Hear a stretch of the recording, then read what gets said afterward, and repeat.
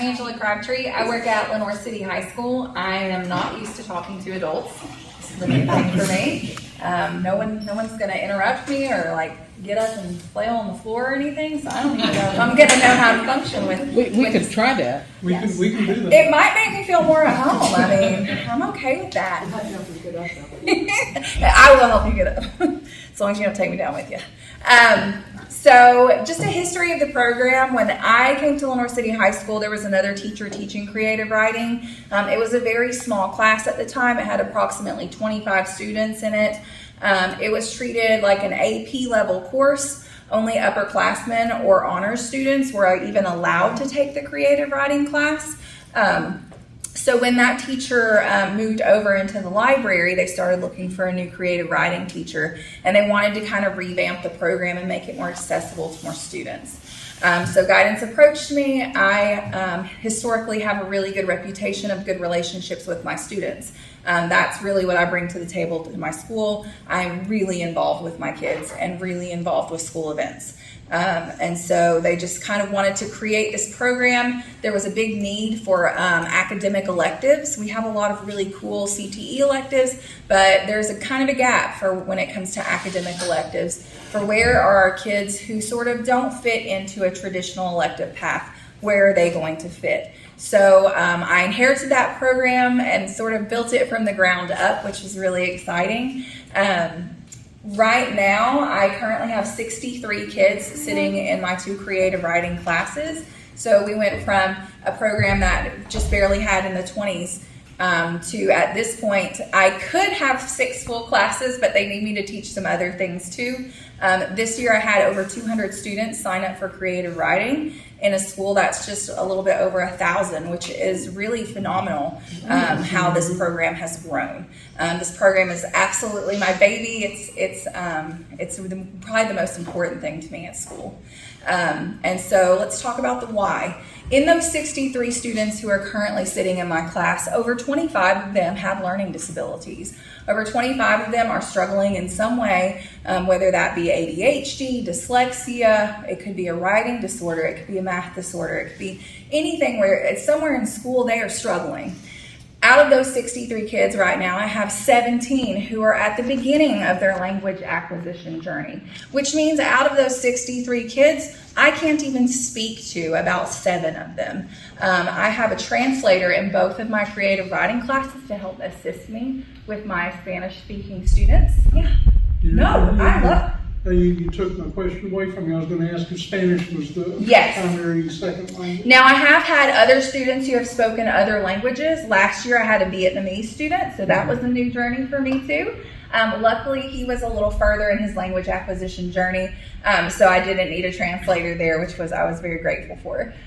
We were prepared for Spanish. I'm not prepared for some other languages. So, in that class, my entire course, I work with a translator to translate my entire course into Spanish as well. I want it to be accessible to any learner, especially learners who are new to our school and frankly have nowhere they can practice English without fear of judgment, without fear of, well, I'm going to get it wrong and I'm just going to do poorly and I don't know how to write and kids come in with these preset mindsets. They come into class and they say, I don't like reading, I don't like writing, I'm bad at this, because most of their academic life they have been told via essays, this is what you've done wrong. And that's a really good thing that English teachers are doing. They're trying to fix their writing where they're seeing gaps and weaknesses.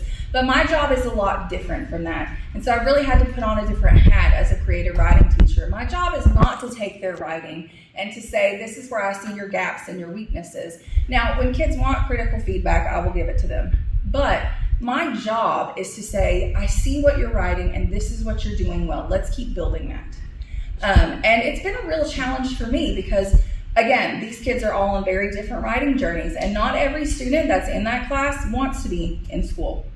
Not every student in that class wants to come to school in any way. So it's really hard to motivate students who don't want to even be in school or in class, hey, to do this extra work, all this extra writing when they're already doing so much in their English classes. So I really had to kind of approach this class in a very lovingly holistic way of how do I teach this whole kid? Not just what is it that you can do and show me, and it's a test, but more of a let's discover this together. My class is not meant to be an academic class. It's meant to be a class that challenges you. So I'm not someone who is going to constantly be teaching necessarily a skill and hammering it and then looking for it in their writing. We're going to go over things holistically, and I'll talk to you about that in just a second, and kind of try to apply some of those in our writing. So this year, I'm creating a new creative writing curriculum. If you don't know a lot about the creative writing in the state of Tennessee, you can take creative writing twice in high school for credit if the teacher changes the curriculum every semester. So I have a big challenge of changing my entire curriculum every semester. So it's a lot of work, but also it really challenges my creative wheels to turn. I look to my students for what they're interested in the first week of school. They talk to me about what they're interested in. We take lots of surveys. What do you like to read? What shows are you watching? What are you really into? What are you really afraid of?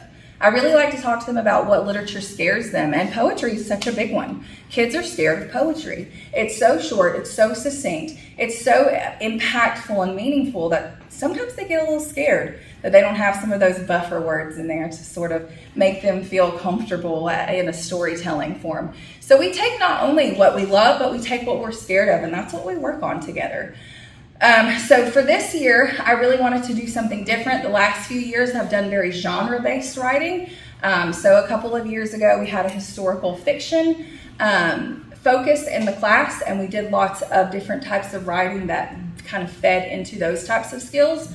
The year after that, we did poetry. So we looked at lots of different types of poetry. We did some structured, some non-structured poetry. We looked at famous poetry, and we tried to kind of emulate our own styles from that. And last year we did flash fiction, which was telling a story as succinctly as possible, but maintaining all of those meaningful details that make stories interesting. So this year I was really like, where do I go from here? I've been doing this for over 10 years now, and changing my curriculum twice a year. I'm 20 curriculums in at this point, and my brain is really just running dry. So actually, some of you guys were my motivation for this year. After listening to some of the Author Guild speakers last year and thinking about some of the topics that you guys brought in to my classroom and into their writing, I really kind of challenged myself to get away from the genre this year. And so I was like, well, what can I do instead of that? So this year we are doing thematic-based writing. So I asked myself, like, okay, what kind of things do kids gravitate towards? So that was something we had a conversation about at the beginning of the year. What types of things do you gravitate towards in, if not reading, because a lot of kids don't read as much as they used to, in TV or in video games or on TikTok or whatever it is that media-wise you're exposed to? What type of theme are you constantly seeking out? We looked at popular themes across history, so like the struggle of good versus evil. That goes all the way back to Beowulf, the original piece recorded in English. So what I did was I was really trying to challenge myself of, okay, now that I know I want to do thematic-based writing, how do I do it? I can't just tell these kids, well, for 3 weeks, we're going to write the struggle of good and evil. Just keep writing stories about the struggle of good and evil. I would have lost them day one probably. So I really had to challenge myself. How do I do this thematically in a way that's going to make them more rounded individuals, expose them to good writing, expose them to classics, but also not scare them? Because again, I am working with some really at-risk students, and not just at-risk in their learning path, but even in their home path. I do have a pretty good handful of foster kids, and kids who are not in permanent housing right now. So my goal is always to make them feel like writing is so approachable and so doable that no matter where they're at in their journey, that they feel proud of themselves, and that they feel like they're capable. That's really the thing I want them to walk away with. So I decided I was going to create this thematic set of units and pull from popular media, whether that be poetry, whether that be classic pieces of art, statues, songs, short stories, excerpts from novels, epic poems. And so that's kind of where we've been at on our path this year. We started the year with the struggle of good and evil, and all of these themes came directly from my students. And so after I got the themes from them, I said, well, what kind of things do you love that fit into that? And I picked a couple of things that they loved and made these assignments out of them. So for good and evil, we looked at a couple of pieces of art. We looked at St. George and the Dragon, a piece by Raphael. So then we also got to expose them to some art and artists, because you say Raphael and kids think Ninja Turtles, and that's about as good as it gets. And so I'm like, hey, this is a real person, and let's look at this real piece of art, and what kind of story does this art tell? Now you go find your own piece of art and tell its story. And so the kids have done really well with that visual. We've done a couple of different pieces of art with different units. I found the visuals really helped a lot of my learners to get started, because as you guys know, sometimes the hardest part of writing is making yourself sit down and do it. And for kids who lack motivation, that is the hardest part of writing. So the visual has really helped. We have used movies to inspire our writing. If you are up to date on all things Netflix, their #1 movie all summer was K-pop Demon Hunters. Now that is not something I knew anything about, nor had I seen it, nor had I desired to seek it out. But when my kids started suggesting these things, that's my job. I'm going to go out and find what they love and see if it's applicable in our classroom. It was a great little kids story. It's a movie, and it took about one class to watch, and it has a beautiful redemptive arc. So we built our own redemptive arcs, mimicking the same redemptive arc that we saw in that media. So that's what we've been doing this year, is taking different kinds of media, and not just stories, but visuals, movies, short films, and we are creating art, their own art based on it. So they all have really different stories to tell. Some of them are writing nonfiction, some of them are writing fiction, some of them are writing poetry, some are just writing short stories, and they all have kind of that freedom to develop what do they love and what do they want to practice on. So we have completed the struggle of good and evil, the power of love, and the search for the truth. Those, again, are all themes that came from my students. I said, what are you interested in writing about?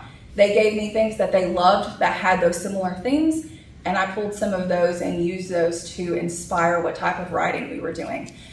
We've gotten really weird this year. We've written all from the point of view of a house that homed a really loving character and his wife, and we told the story of them through the house's perspective.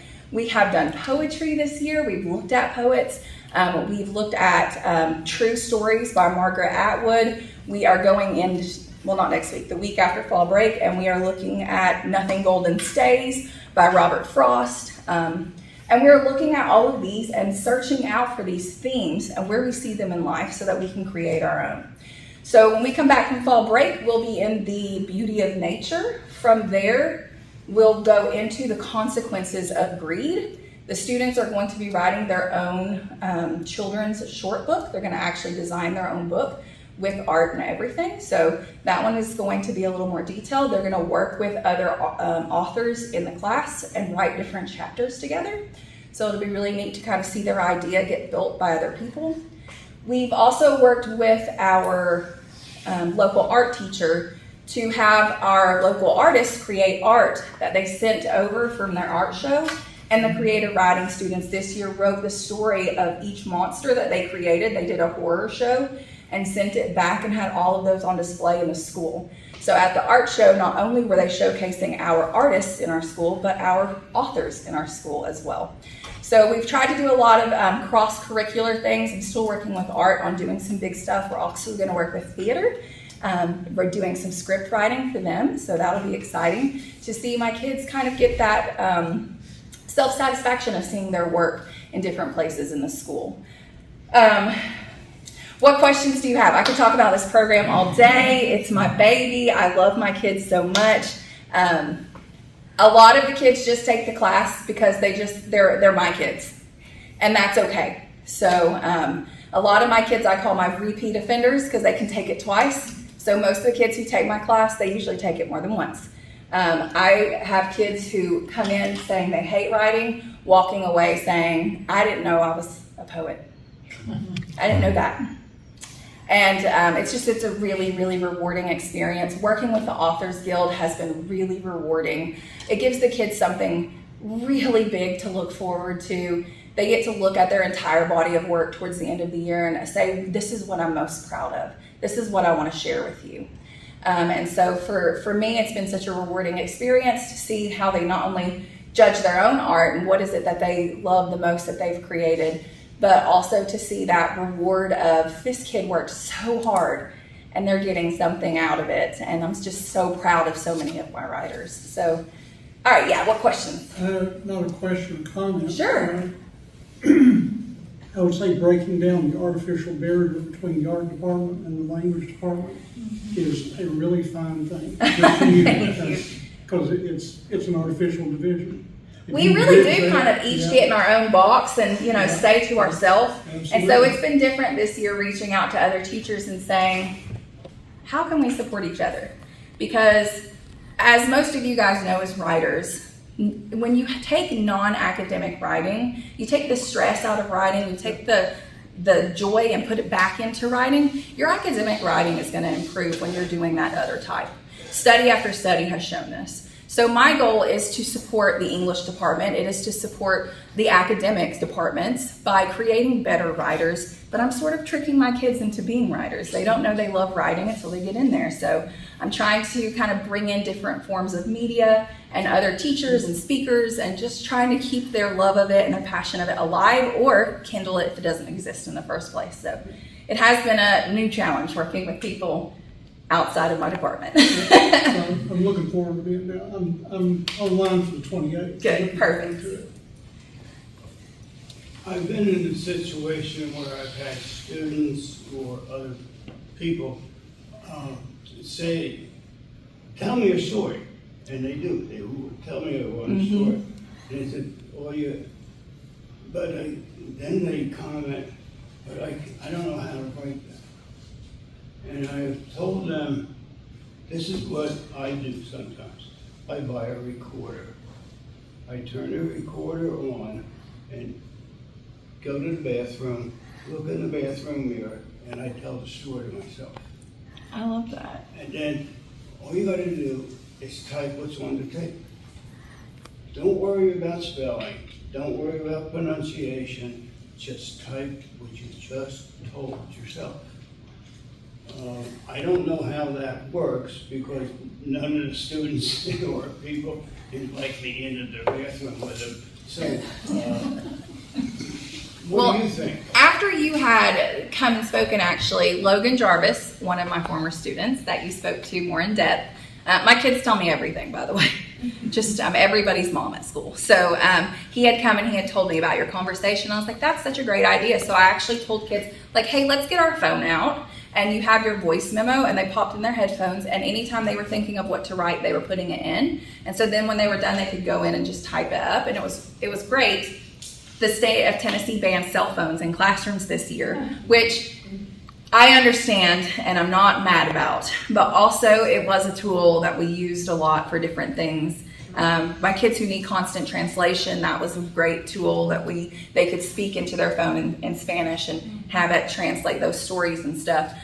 So we've lost a bit of a tool in the classroom that we had before, but that is something I suggest to kids. It's a little harder with the Chromebook. We're still trying to navigate that because it picks up every noise. But we did try that last year, and a couple of the kids really loved it. But this year it's a little trickier because we can't have the cell phones. But yeah, we definitely pulled that strategy, and a couple of the kids, that really is how they realize, like, oh, I can tell a story the same way I like text, or do a voice or text, and it does make it a little easier. So it did help a lot of my kids. So.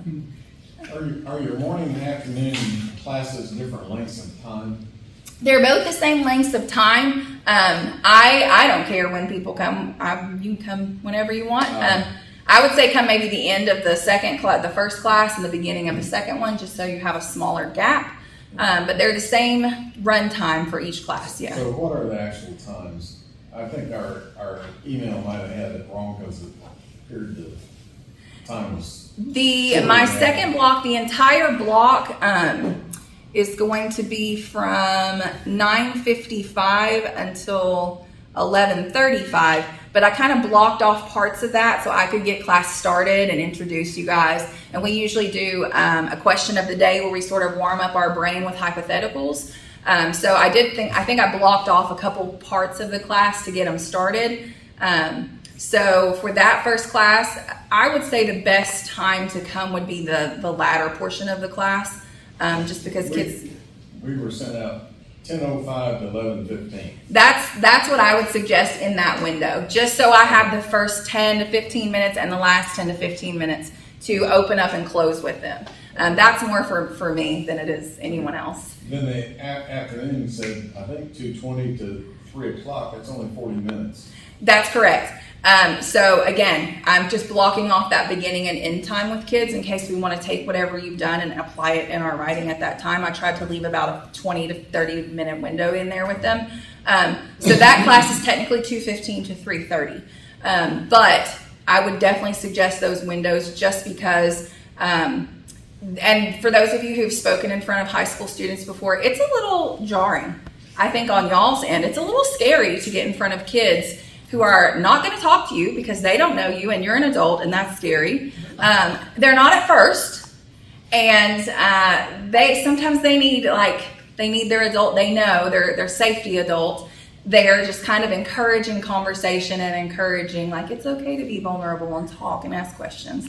So I do try to kind of leave some windows there for me to kind of introduce topics and people and what are we hoping to get out of this, and then after you leave, applying that in our own writing. So that's kind of why I did the windows that way. Thank you. Yeah, excuse me. I understand that you're listening to your students, what their interests are, and prompting them with that and so on. But they're so well written, I was wondering, excuse me. You're fine. Do you do a lot of teaching of fundamentals of writing, sentence structure, story arc? No, I don't. Verbs? Do you do that too? So no, yes and no. So right now we are on we just started yesterday a piece. We took some excerpts from Where the Crawdads Sing. If you guys have read that book, it's just phenomenal. It's just beautiful language. And so the focus, yesterday I taught for about 30, 40 minutes, was on sensory details and how do we create language that creates this scene and makes this breathing, living marsh that almost becomes this girl's mother. It characterizes the setting. And so I do isolated usually, so I said for this assignment, I am focusing on your sensory details. That's what I'm looking for as your reader. And so we go over good examples of that. How do we do it? What senses are we covering? How do we do that? How do we smell something when we're reading? Yeah. And so we actually read about her talking about the earth and what it smelled like. So yes and no. We don't necessarily do a lot of fundamental foundations. Just because it's not in our standards. I still have to follow the Tennessee state standards. But I do like to kind of take isolated strategies of how to improve our writing, especially when I'm seeing their writing and I'm seeing, ooh, you're really struggling with structure.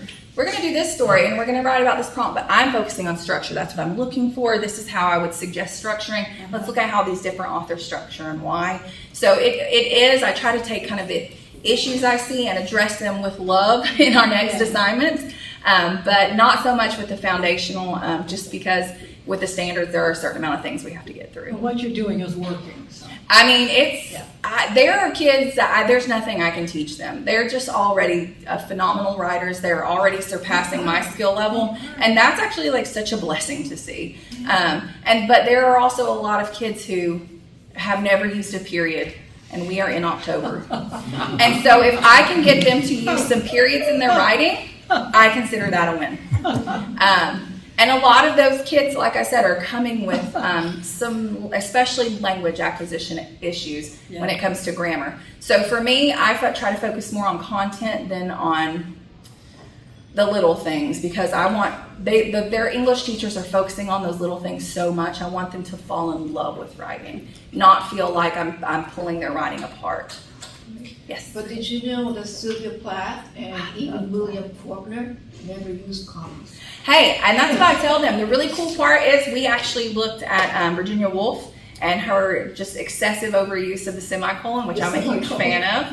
I like her. I love a semicolon, but I just kind of like to show kids different authors and styles and say, you get to have your own. Yeah. You don't use capitalized letters. Oh, you know who else doesn't? Let's look at why.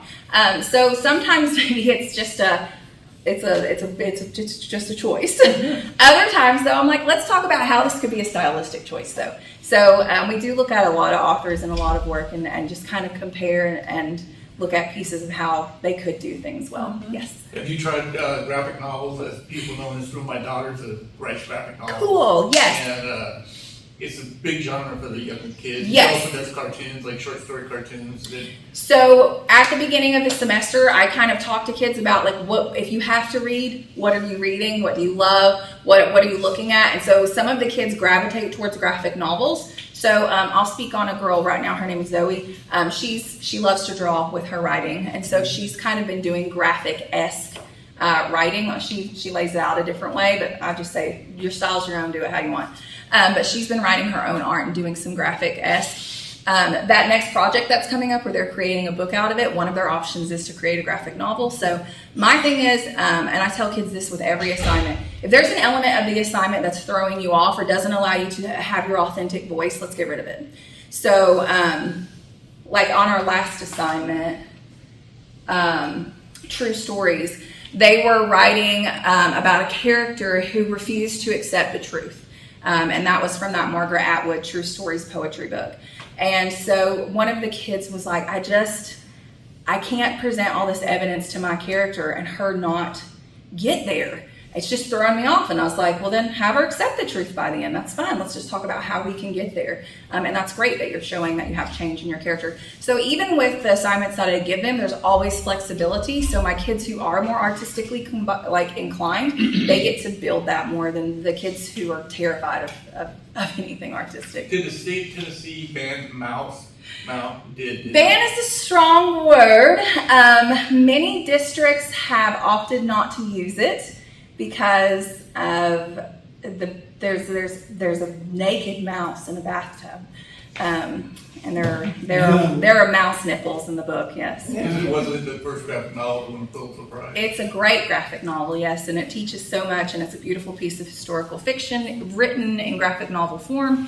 I have a lot of kids who read graphic novels. The kids are really into Frankenstein right now. That has a really good graphic novel out, which is cool to hear kids talking about Frankenstein again. So yeah, I mean, graphic novels are, and we read in our downtime because I'm like, you need to see good literature in your downtime. So a lot of them, that is where they gravitate towards. So they want to write things like manga or however you say it. And I let them. I say do it.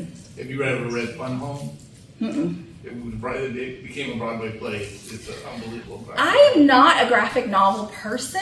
I've made myself read a graphic novel every semester so I can like relate to those kids a little bit. So I just read A Witch's Guide to Burning, which was really, really good. I don't gravitate towards that, but also I try to be well-rounded because I know all kids aren't going to like all the same things I do.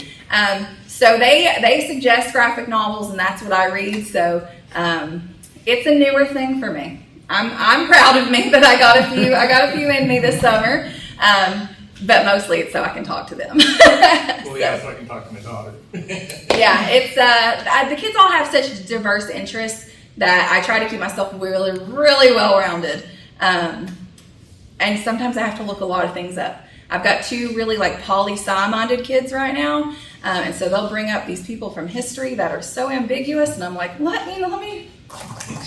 Oh yes, yeah. Let's talk about how we can write with that. So I just try to meet them where they're at. So my poli-sci kid writes a lot of historical fiction. He does a lot of historical reimaginings, and I'm here for it. So yeah, I let them pursue their passions however they want to. I wish you were my teacher when I was in high school. It is nice because it's an elective that I have a lot of flexibility, and although making that curriculum twice a year is a huge labor of love. Like if I'm just being honest, it's a solid 100 hours probably every semester.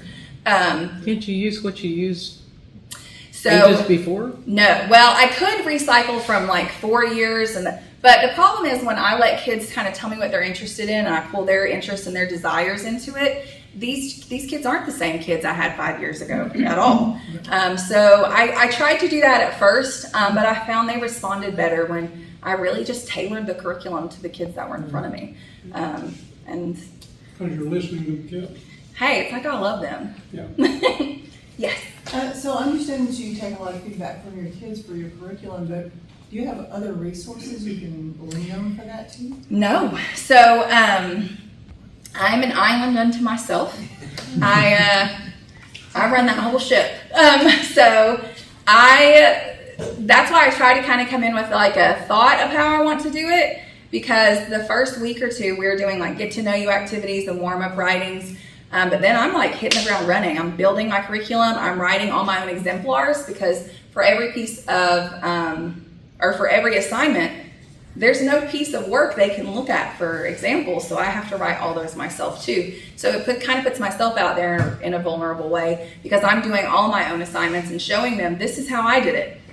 I didn't even like this one. I didn't even like this one I had to put out for you guys. This is not my jam. And I tell them that, so they know like when they get to one that's not their jam, that's okay, the next one might be. I'll try this, maybe I'll love it later. So no, there's not a lot of resources. I buy a lot of books, I read a lot. TikTok is a cool resource. I'm on teacher TikTok and I get a lot of neat ideas from there. So I'm always looking for something more. So no, there's not, unfortunately. And the current trend in education is to get away from teachers pay teachers. So the current trend in education is not to seek out like what other teachers have created well and to take it, because you should be doing that yourself. So I really tried to do that myself. It's working so far, I suppose. I have a question. Yes. So are you part of the English department, or are you a department into yourself? So I ask this every year, where do I belong? I teach ACT and I teach creative writing. I am technically an English department member, but I'm also a CTE member department, a member of their department, a fine arts member of their department. Like I said, I'm an island. I am technically English, but I do everything. That is wonderful. I think it's so progressive in our school system to provide this elective. Mm-hmm. I mean, even school systems like New York City, where I was educated, I don't remember a creative writing course, and I was in a very, very good program.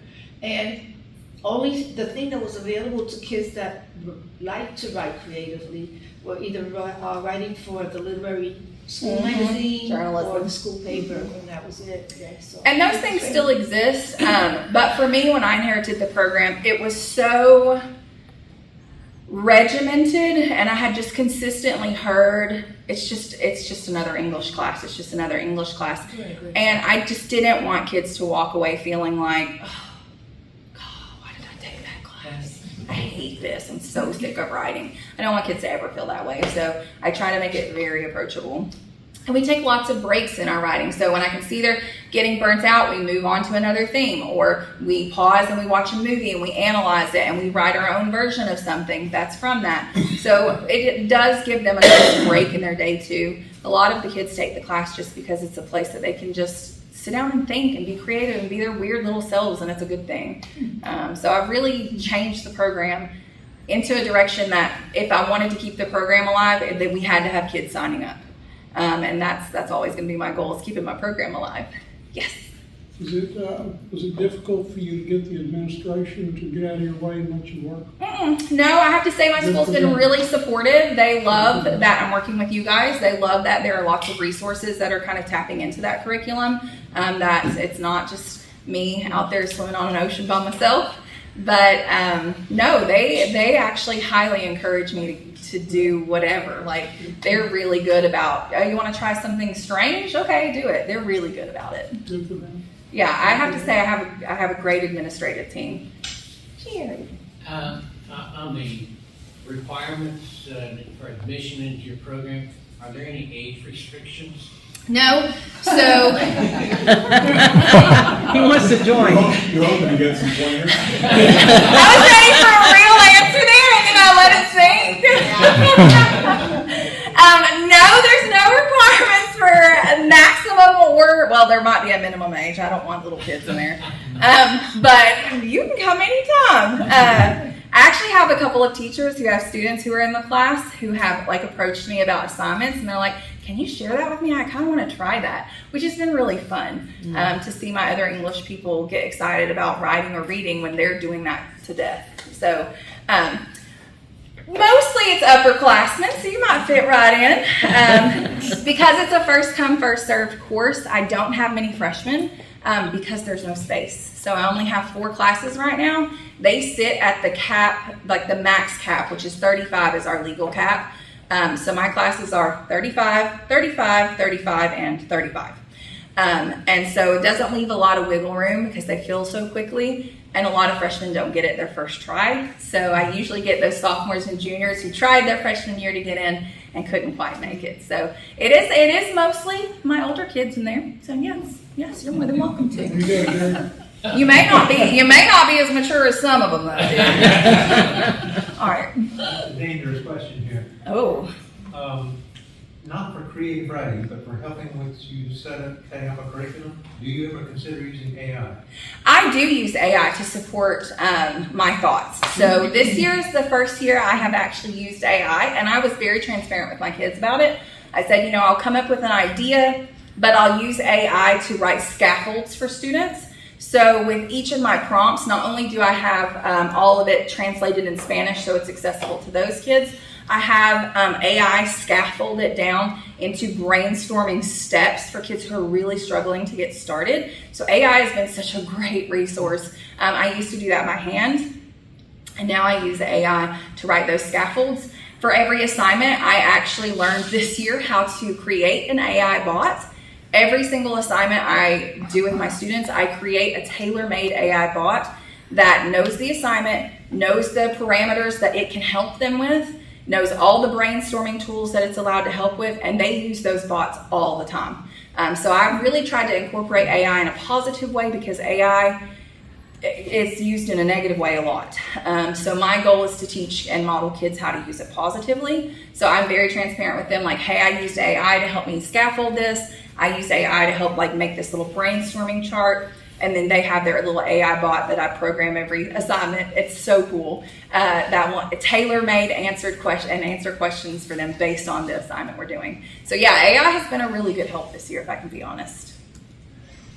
Other questions? That's it? Really good. Okay.